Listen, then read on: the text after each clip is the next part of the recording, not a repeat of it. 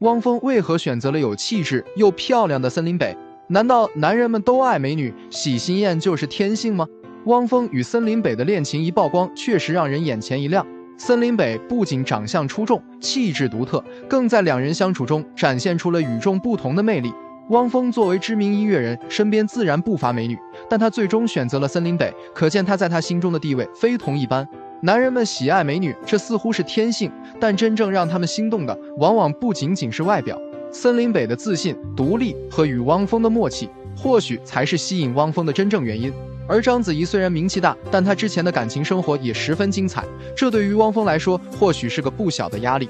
汪峰曾在采访中坦言，他希望找到一个能够与他共同面对生活挑战的人，而森林北似乎正是他心中的那个人。汪峰和森林北的爱情故事，让我们看到了爱情的美好和力量。无论外界如何评说，我们都希望他们能够找到属于自己的真正爱情归宿，过上幸福的生活。